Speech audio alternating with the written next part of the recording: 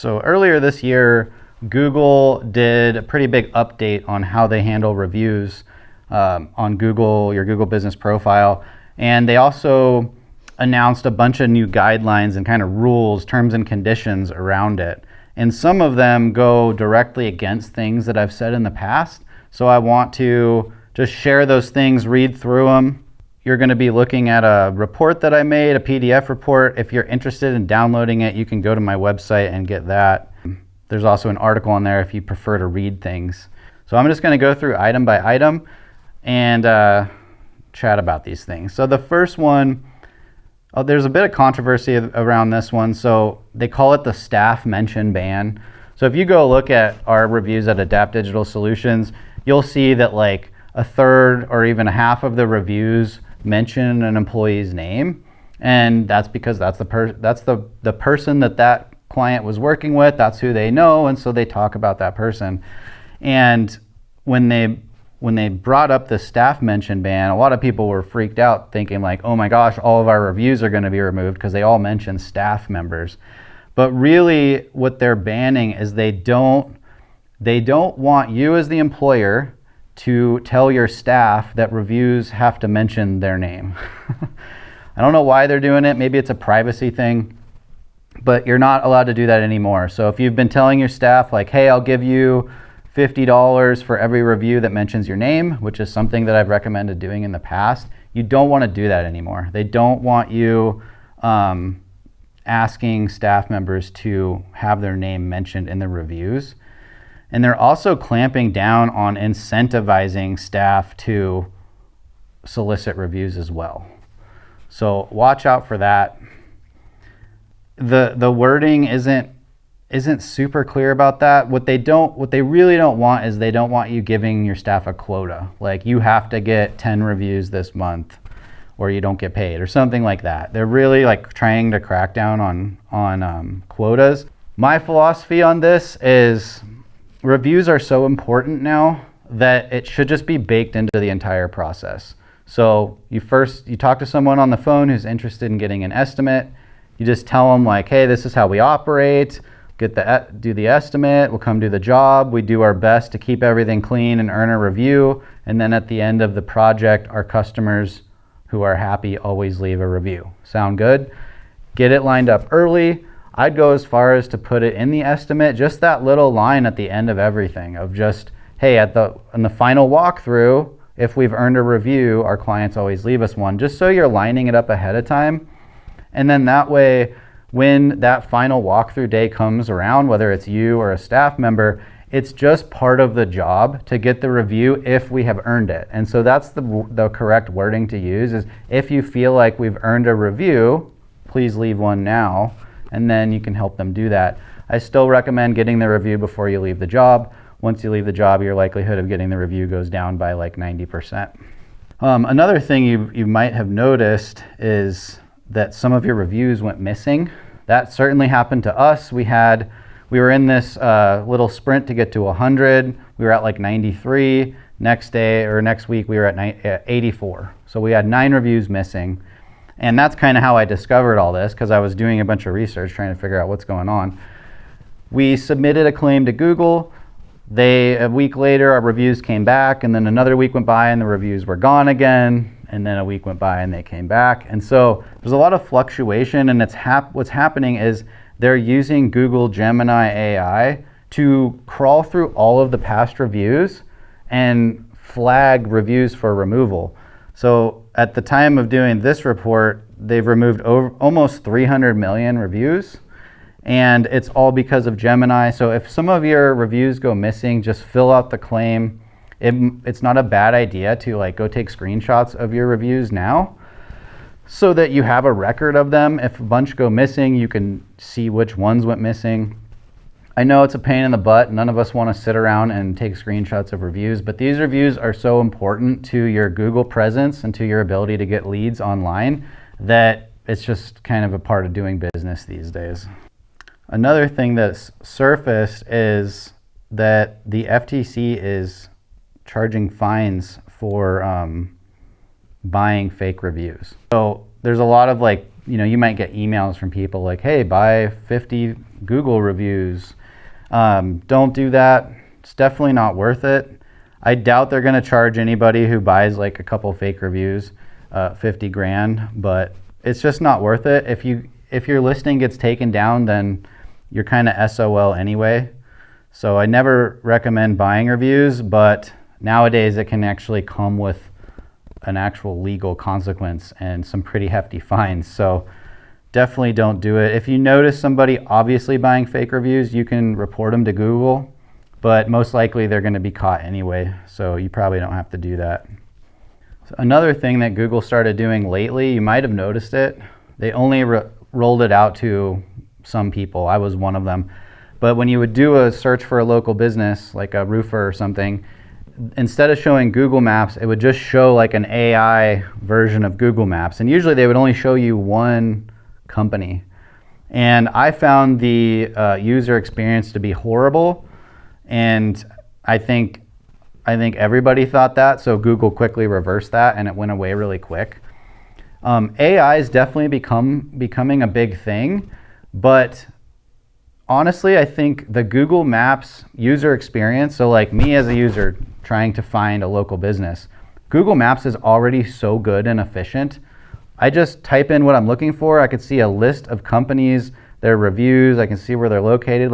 I get the information so quick that it's not really any better to ask AI to help me find a roofer than it is to just go directly to Google Maps and find one. So they're trying to find ways to get AI to do this, but the Google Maps interface before, like pre-AI, was already about as good as it gets, in my opinion. So it's something to keep an eye on.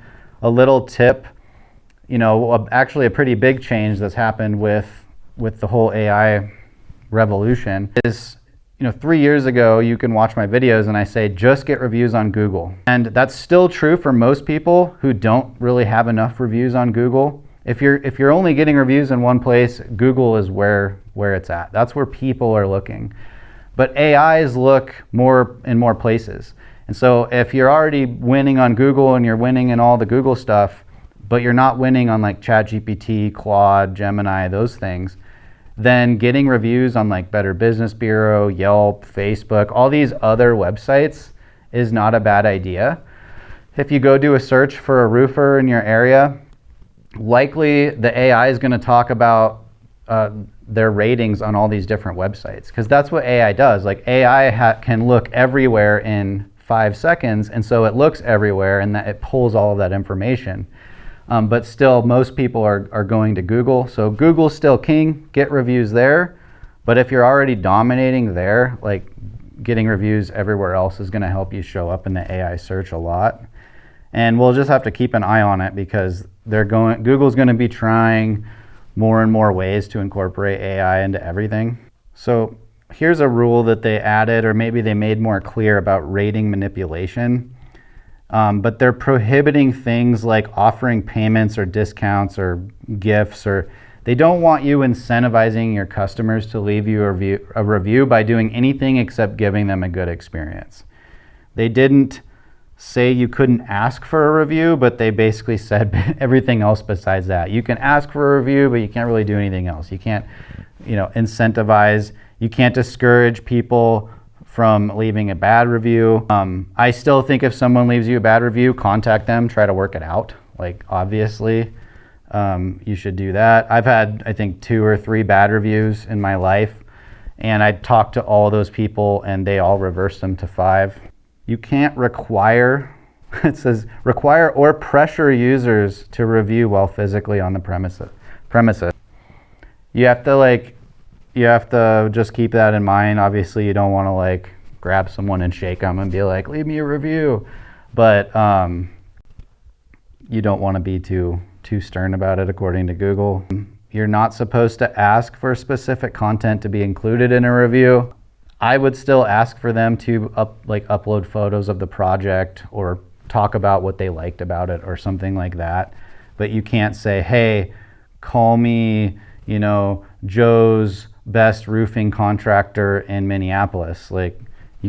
I think that's where they're drawing the line. They don't want people trying to game the system. You can't request that staff solicit a certain number of reviews, so that's the quota thing, and then you can't request that staff solicit reviews containing specific content, especially content that identifies them as a staff member. So I'm not sure how they're going to prove that. A lot of this stuff is going to be for like really large companies who get hundreds of reviews a month and have a ton of staff. Like those are the ones I could see being visible. Like nobody's going to notice someone getting, you know, a handful of reviews every month.